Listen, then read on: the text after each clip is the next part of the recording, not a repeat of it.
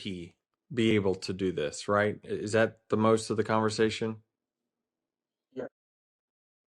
Should he be able to just go run a few laps and say, check, approved, right? Are we talking about the system, or are we talking about him?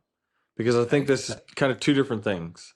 I think the real discussion should be about the approval process and not about Cletus, in my opinion. Yeah, I would agree with that. I think that Cletus, without a doubt, has an effect on viewership. I think he, without a doubt, has an effect on bringing eyeballs to the sport that maybe wouldn't be paying attention otherwise. I don't know what's right. Well, I'll say this. I think that our approval process should be more tough than what it is. I think that there's a certain standards that we need to hold to ourselves, certainly in the Cup Series. Now, we haven't gone there yet, but like, is that where this is going? Right? I mean,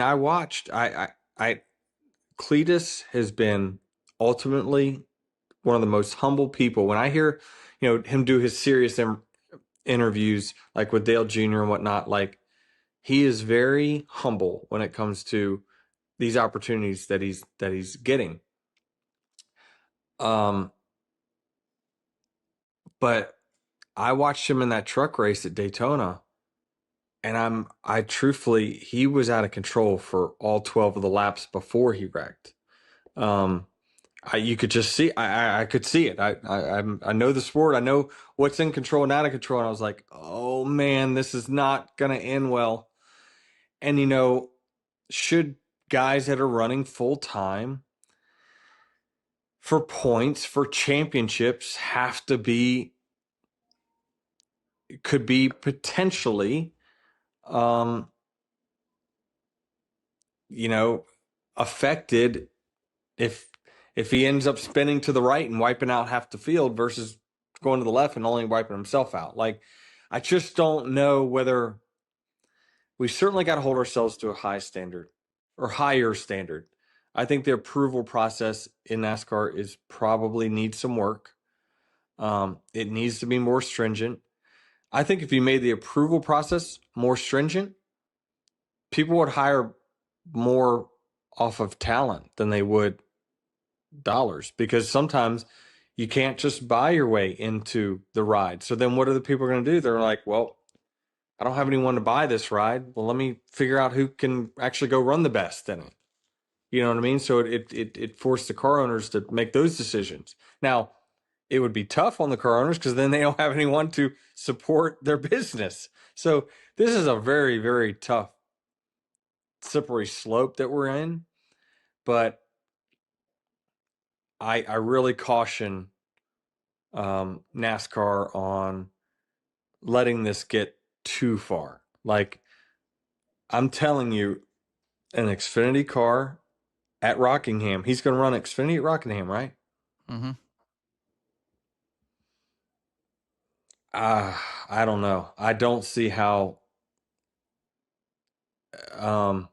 Hopefully, he could just not be part of the story. That's the goal. I think that would be part of the goal, is just Cletus go out there, run some laps, enjoy yourself, have fun, get your content.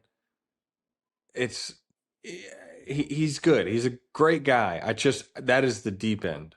That is the deep end, going to a track like that. And even super speedways. Listen, all the old drivers, everyone loves super speedways because it's, as a driver, so much easier. Well, you just hold the gas down.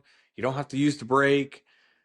You don't need as much talent to run on super speedways, but it is still dangerous. And we saw in that truck race, like, you get some cars buffering or trucks buffering around you. Next thing you know, your cars, you're going to have some car control. And the lack of experience makes it really tough. And what I saw was that Cletus as a driver was just a little behind on all of his corrections. Like when the truck would start getting loose, you would see he'd make a correction, but it was like late. And then everything was just late. And the reason that it's late is that over time, when you get more and more seat experience, driving cars on the edge, you then find the edge. Then you know when that edge is about to happen. So you make corrections before the car actually makes movements. That's what keeps us in control at all times. And that's what the greatest NASCAR drivers were gifted at, is that knowing to make a correction way before the car even moved lines. That's how they can drive faster than everyone else.